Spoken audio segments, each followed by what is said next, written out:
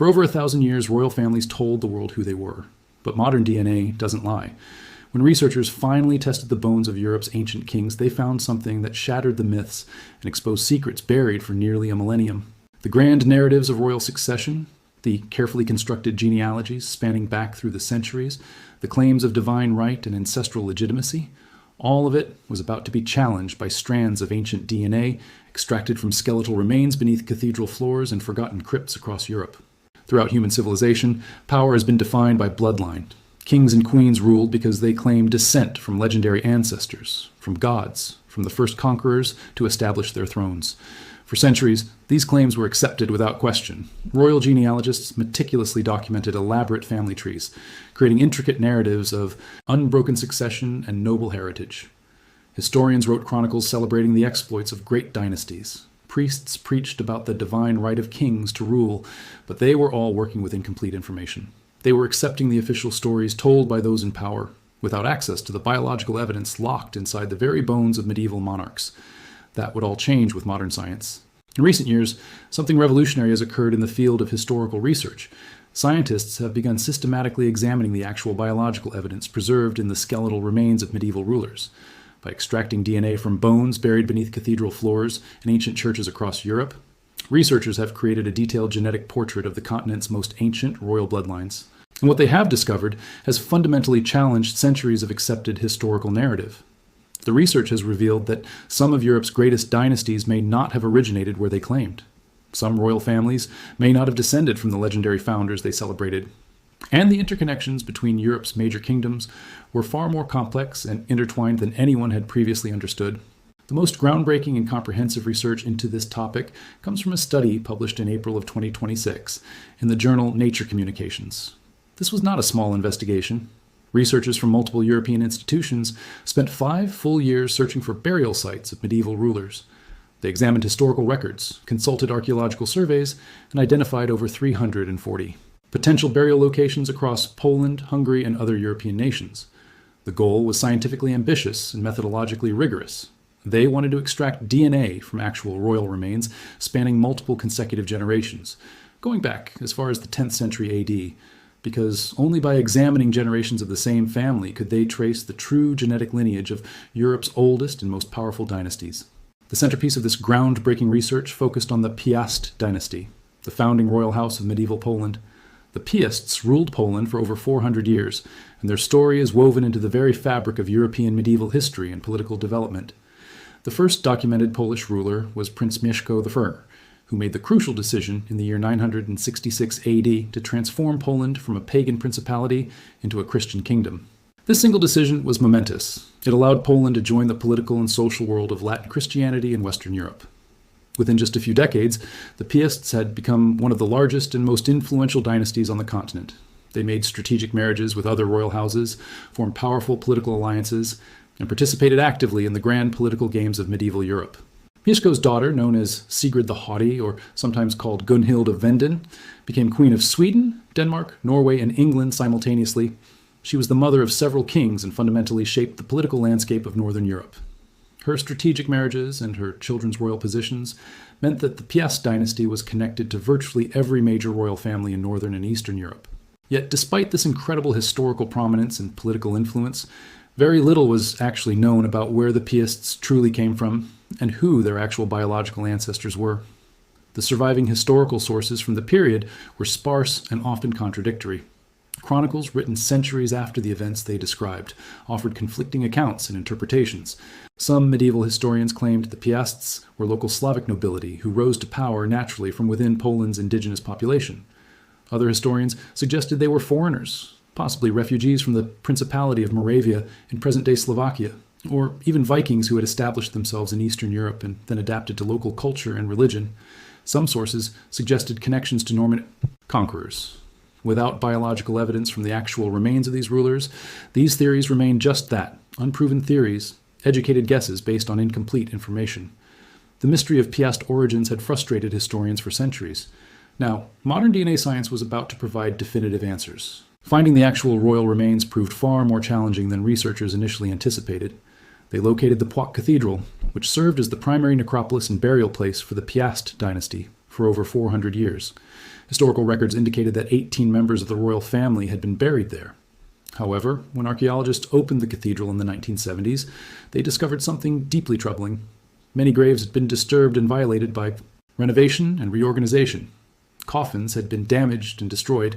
Bones had been mixed together and scattered across different containers. The precise identities of the individuals' skeletal remains were uncertain and disputed. But researchers also found skeletal remains in the Warsaw Cathedral, where two princes named Stanisław and Janusz III had been buried more recently, and their graves had remained intact and undisturbed. This gave the research team a crucial advantage. The Warsaw remains could be verified with confidence because the graves had been opened recently under proper archaeological supervision, and anthropological records had been carefully kept. With this verified baseline, researchers could then work backward to identify patterns in the Piast remains through careful genetic analysis. The team employed cutting-edge ancient DNA analysis techniques refined over decades. They carefully extracted bone, samples from 33 different graves across 8 burial sites scattered throughout Poland. They used radiocarbon dating to determine precisely when each individual had lived and died. They analyzed DNA extracted from teeth and bone, performing genetic sexing to determine which remains belonged to males and which to females. They identified mitochondrial DNA, which passes down through the maternal line, unchanged from mother to child, and Y chromosome DNA, which passes down through the paternal line from father to son. By cross-referencing this genetic data with detailed historical genealogies and medieval chronicles, they began to reconstruct the true biological history of the Piast dynasty. The results were startling and groundbreaking. The researchers confidently identified at least 10 members of the Piast dynasty across 13 consecutive generations, spanning several centuries. But what made the genetic data truly remarkable and significant was what the DNA revealed about their actual origins and ancestry. Among the male members of the Piast dynasty, they discovered a specific Y chromosome haplogroup designated as R1b BY3549. This particular genetic marker is extremely rare in modern Europe today. It is virtually absent from the populations of Central Europe and Eastern Europe, including Poland, where the Piast dynasty established its kingdom. However, when researchers searched ancient DNA databases around the world, they found the same genetic signature in ancient individuals from northwestern Europe. 3 ancient DNA samples matched this rare haplogroup, and their locations tell a compelling story. One came from present-day France and dates back approximately 2,600 years to the Bronze Age period. Another came from present-day Netherlands and dates to around the time of the Roman Empire, approximately 2,100 years ago. The third came from present-day England and dates to around 940 AD, right around the very time when the Piast dynasty was establishing itself in Poland and beginning its rise to power. This discovery fundamentally challenged the traditional historical narrative that had been accepted for centuries. The Piasts were not of local Slavic origin, as centuries of Polish tradition had claimed and celebrated. Instead, according to the DNA evidence, they were outsiders, migrants from northwestern Europe who had somehow established themselves in Poland and created a dynasty that would shape the political landscape of medieval Europe for centuries to come. The genetic evidence suggested they were not merely local elites who had risen to prominence. They were foreign conquerors who brought foreign power structures, foreign military traditions, foreign languages, and foreign cultural practices to Eastern Europe. This pattern mirrored what happened in Hungary with the Árpád dynasty, and in Rus with the Rurikid dynasty, according to some historical sources and theories. Across East Central Europe in the 9th through 11th centuries, state building was not simply a product of local development and internal social evolution. Instead, it appeared to have been induced by foreign conquerors who imposed new political structures and hierarchies on existing populations. They established themselves as a ruling elite, married into local nobility to consolidate power, and gradually became integrated into the regional, political, and cultural landscape. The research team didn't stop their analysis with just the Piasts. By analyzing the DNA of Piast family members across multiple generations and centuries, they were able to trace how Piast women married into other European royal families and how Piast men married women from other major dynasties.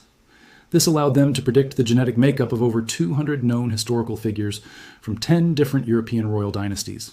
They could determine the maternal haplogroups of members of the Rurikid dynasty that ruled Rus in Eastern Europe. They could trace genetic connections to the Hungarian Árpáds. They could map how the Piasts intermarried with the Přemyslids of Bohemia, the Hohenzollerns of Brandenburg, the Habsburgs of Austria, the Wettins of Saxony, and numerous other great houses. Slowly and methodically, they assembled a comprehensive genetic portrait of medieval Europe's aristocratic networks and interconnections. One particularly striking and elegant discovery came through the analysis of Anne of Bohemia. She was the granddaughter of Anna of Antioch, who had married King Bela III of Hungary from the Árpád dynasty. Anne of Bohemia married a member of the Silesian branch of the Piast family, creating a direct genetic link between two of Europe's most powerful and influential dynasties. When researchers opened her grave in Roscoe, they extracted DNA and confirmed that she carried the same maternal haplogroup as her ancestor Anna of Antioch. This provided independent verification that the Piast remains they had identified were indeed authentic members of the dynasty. The genetic data aligned perfectly with the historical genealogies documented in medieval chronicles. The radiocarbon dating of bone samples matched the lifespans of the individuals the remains were attributed to. The kinship relationships revealed by DNA analysis matched the documented family relationships from medieval historical sources. This convergence of multiple independent lines of evidence provided powerful confirmation that the research methodology was sound and the conclusions were reliable. The mystery of Piast origins was finally solved through the application of modern genetic science. Beyond the Piasts, the research revealed fundamental truths about Europe's oldest royal bloodlines and their relationships to each other. The study confirmed that the British monarchy possesses one of the longest and most thoroughly documented lineages in European history, with King Charles III able to trace his ancestry back nearly 1,200 years to the 9th century. The Danish royal house represents another ancient and continuous bloodline, tracing back over 1,000 years to a king believed to have lived around 900 AD. Some historical sources suggest Danish royal ancestry goes back even further, to the Viking king Gorm the Old, who unified previously fragmented Danish territories in 958 AD, and is credited with creating the first unified Danish kingdom from scattered regional chiefdoms. The Norwegian monarchy, while ancient and prestigious, does not represent a single continuous bloodline in the male line. The current Norwegian royal house has roots going back to the 9th century, but the succession has not been completely unbroken through all the intervening centuries. The Spanish monarchy descends from the House of Bourbon through a complicated line of succession. The French royal house represents perhaps the most extensive and well-documented genealogy, tracing back through the Capetian dynasty over 1,000 years. The Hungarian Árpád dynasty represents another major anchor point for European royal genealogy. The Árpáds ruled Hungary for over 400 years, and they maintained intimate connections with other European dynasties through strategic marriages and political alliances. King Bela III of Hungary, whom researchers have genetically analyzed in detail, was a contemporary of several major European monarchs, including Frederick Barbarossa of the Holy Roman Empire. His DNA has been preserved well enough to extract detailed genetic information, allowing scientists to trace genetic connections forward and backward through European royal networks. By connecting Bela III genetically to other European nobles, researchers could trace how the great royal families of medieval Europe were actually interconnected through a complex web of marriages, affairs, and dynastic alliances. The Capetian Bourbon line of France represents perhaps the most influential royal dynasty in all of European history. The Capetians ruled France for 300 years, and from them descended the Bourbon kings who ruled Spain, France, and held vast territories across Europe. The genetic networks connecting the Capetians to the Piasts, the Árpáds, and numerous other dynasties reveal how thoroughly intertwined and connected European nobility actually was at a biological level. A marriage between a French princess and a Polish duke wasn't merely a political alliance on a map or a strategic arrangement negotiated by ministers. It was a genetic connection that would ripple through generations, creating shared ancestry between distant kingdoms and families. The children of such marriages would carry genetic material from both royal houses. Those children would marry into other families, spreading genetic connections across Europe like a network of invisible threads binding the continent together. What makes these genetic studies so scientifically significant is that they provide objective biological evidence about royal origins and connections that can sometimes contradict or complicate official historical narratives and records. Medieval chroniclers were not objective historians by modern standards. They wrote for royal patrons who financed their work. They often recorded official narratives that served the interests of those in power rather than pursuing historical truth. A king might claim descent from a legendary founder or a divine ancestor, but the DNA in his bones tells a different story. It reveals actual genetic ancestry, not mythological or legendary ancestry. It shows when foreign blood entered a dynasty through an illegitimate affair or unexpected conquest, something that official genealogies might never acknowledge or record. The DNA evidence also reveals the rarity and exclusivity of certain genetic lineages among the royal elite. The Piast Y chromosome haplogroup R1b BY3549 is so rare that it is virtually absent from modern European populations, except in trace amounts found in northwestern Europe. This means that the Piast male line, despite founding a major kingdom that ruled for centuries and was eventually connected through marriage to virtually every royal house in Europe, did not proliferate widely across broader European populations. The royal genetic line remained largely exclusive to the nobility and upper classes. Common people and peasants did not inherit the Piast royal Y chromosome because the Piasts married within their own social class and with other nobility. They were a distinct genetic elite, separated not merely by law or privilege or wealth, but by biology itself. The methodology used in these studies represents a remarkable achievement in the field of ancient DNA science and analysis. Extracting DNA from bones that are over 800 or 900 years old requires extraordinary care and precision. The samples must be collected in specialized laboratories designed specifically to prevent any contamination with modern DNA. Modern DNA must be completely absent, or it will overwhelm and obscure the ancient DNA signal that researchers are trying to study. The bone samples are carefully cleaned with sodium hypochlorite and exposed to ultraviolet radiation to remove any surface contamination. Only after thorough cleaning are the bones carefully drilled to extract internal bone powder that might contain well-preserved and protected DNA. Once extracted, the ancient DNA is sequenced using next-generation sequencing technology capable of reading hundreds of thousands of individual DNA fragments. This allows researchers to reconstruct the full genetic picture of the ancient individual. They use specialized software designed specifically to identify which DNA is genuinely ancient, based on characteristic damage patterns unique to DNA that has been degraded over centuries. Ancient DNA undergoes specific chemical changes over time. The ends of DNA fragments break down in predictable patterns. By looking for these characteristic damage signatures, researchers can confirm they are working with genuinely ancient DNA and not modern contamination. This quality control is absolutely essential to ensure the validity of their results. The radiocarbon dating provides additional and crucial verification of the age of the remains. A bone sample from a grave believed to contain a king who died in 1100 AD should produce a radiocarbon date consistent with that approximate time period. When researchers examined the Poix Cathedral remains, they discovered something deeply troubling but informative. Some of the bones had radiocarbon dates that did not match the labels archaeologists had placed on them decades earlier in the 1970s. This proved definitively that the graves had indeed been disturbed at some point in history, just as suspected. However, by carefully analyzing all the radiocarbon dates together and comparing them with historical records, they could reconstruct the approximate timeline and match the bones to the most likely historical individuals. The kinship analysis provided yet another crucial layer of verification and validation. When DNA from two individuals is analyzed, scientists can determine whether they are related and how closely they are related. A father and son share approximately 50% of their autosomal DNA. A grandfather and grandson share approximately 25%.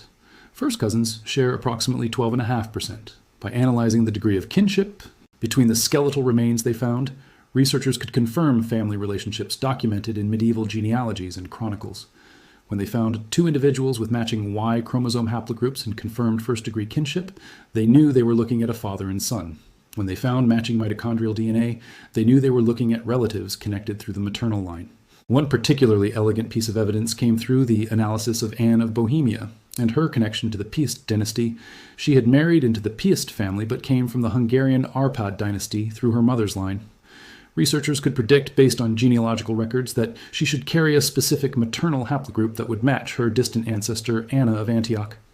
When they analyzed Anne of Bohemia's remains and found that she did indeed carry the predicted haplogroup, it provided powerful confirmation that the Piast remains they had identified were genuine. The genetic data formed a coherent web of connections spanning multiple generations, multiple families, and multiple kingdoms across Europe. The implications of this research extend far beyond academic interest in royal genealogy and medieval history. These studies demonstrate definitively that we can actually reconstruct the biological history of medieval Europe through DNA analysis. We can trace when foreign dynasties were established in new territories, when genetic mixing occurred between different royal families, and how European nobility were connected through a complex network of genetic relationships spanning the continent. This has profound and lasting historical significance. It suggests that the great empires and kingdoms of medieval Europe were not built by isolated local elites developing their own cultures and traditions independently. Instead, they were often built by foreign conquerors and migrants who brought new genetic lineages, new languages, new technologies, and new political structures. The Piast dynasty case demonstrates this pattern perfectly and convincingly. The Piasts were not local Slavic lords who happened to become kings through internal political processes. They were outsiders from northwestern Europe who established a new dynasty that ruled for centuries and shaped European history. Yet they were able to maintain their identity and power through strategic marriages, through military prowess and strength, and through adopting the religion and culture of the regions they conquered. Within a few generations, they had become thoroughly established as a European dynasty. They married into other royal houses, they participated in the grand political alliances of medieval Europe, and they shaped the course of European history and development. This pattern of foreign conquest and dynasty building repeated itself across East Central Europe during the early medieval period. The Rurikids, who founded what would eventually become Russia and the Russian Empire, were similarly of foreign origin according to historical sources, and now supported by genetic evidence. And the Árpáds, who ruled Hungary and established its kingdom, also came from outside Central Europe. These were not coincidences or isolated incidents. This was a period in European history when powerful military leaders from the steppes and from northern regions were able to establish themselves as rulers over already existing populations. They brought hierarchical political structures and military organization that could dominate and control local populations. Over time, they became culturally assimilated and adopted local languages and customs, but their genetic legacy remained distinct. The medieval period saw these foreign dynasties becoming increasingly interconnected through marriage alliances and strategic partnerships. A Piast king would marry a daughter of the Árpádian king to cement a political alliance. That marriage would produce children who carried genetic material from both dynasties. Those children would marry into other families, spreading genetic connections across Europe. Over generations, the great royal families became more and more related to each other. By the time of the late medieval period, the great kings of Europe were all distant cousins. They shared common ancestors. They possessed overlapping genetic ancestry. This genetic interconnection both reflected and reinforced the cultural unity of medieval European Christendom and shared feudal political systems. The ranking of Europe's most ancient royal bloodlines by DNA experts involves examining multiple factors beyond just the age and antiquity of the lineage. The British monarchy can trace documented ancestry back nearly 1,200 years. The Danish royal house can trace ancestry back over 1,000 years. The Norwegian monarchy has ancient roots going back to the 9th century, but not a continuous unbroken lineage. The Spanish monarchy descends from the Bourbon house. The French monarchy descends from the Capetian dynasty. These and other major European monarchies can trace ancestry back 800 years or more through detailed genealogical records, and now confirmed through DNA analysis. However, the Piast dynasty's significance lies not just in its age, but in what its DNA reveals about how medieval European dynasties actually formed and interconnected at a genetic level. Modern DNA testing services are now making this kind of genetic genealogy available to the general public. Companies like Ancestry DNA use DNA samples to connect individuals to distant cousins and to construct family trees based on genetic matches. These services employ sophisticated software that compares a person's DNA to databases containing millions of other individuals' genetic information. If you share a large segment of DNA with someone else, that indicates you share a common ancestor relatively recently in genealogical terms. However, these commercial services differ significantly from the archaeological and historical work done on royal remains. When researchers analyze the DNA of medieval kings, they are not just looking at raw genetic data. They are connecting that data to historical records, radiocarbon dating results, archaeological evidence, and detailed genealogies spanning centuries. They are confirming that the remains they are analyzing actually belong to the specific historical individuals they believe them to be. They are cross-referencing genetic data with independent sources of verification. This level of rigorous verification is what makes the research on royal remains so scientifically powerful and significant. For ordinary people interested in discovering whether they have royal ancestry, genetic genealogy can provide valuable clues and insights. If your DNA matches the DNA profiles of known historical nobles, that suggests you may descend from royal families. However, such connections are usually quite distant. The further back in history you go, the more exponentially your theoretical ancestors increase. If you go back 40 generations to around the year 1100 AD, you would theoretically have over 1 trillion ancestors, though obviously many people are counted multiple times due to cousin marriages and genetic recombination. Statistically speaking, almost everyone of European descent is distantly related to medieval royalty due to the exponential expansion of family trees going backward in time. The question is not whether you have royal ancestry, but how many royal lines you descend from and how distant those connections actually are.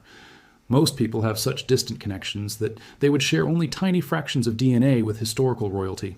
The most significant noble lineages that survive today are those in the European monarchies still in power. The British royal family maintains one of the longest documented lineages and has survived every revolution and social upheaval. The Spanish monarchy descends from the House of Bourbon through a complicated and disputed line of succession. The Danish, Swedish, and Norwegian monarchies represent ancient Scandinavian dynasties with documented histories.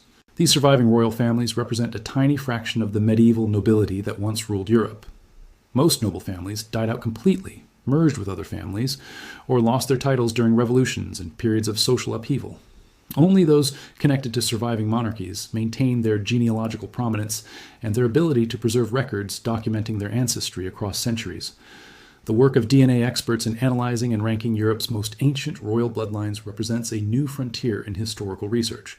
For the first time, we have objective biological evidence about where medieval dynasties actually came from, who they were related to, and how interconnected they were. This evidence sometimes confirms what historians had suspected based on documents and chronicles, but it also reveals surprises and contradictions. It tells us that genetic history does not always match official history. It reminds us that royal lineages, despite their claims to divine right and ancient legitimacy, are ultimately just biological inheritance like any other. The myths have been shattered by science, and the truth is far more interesting.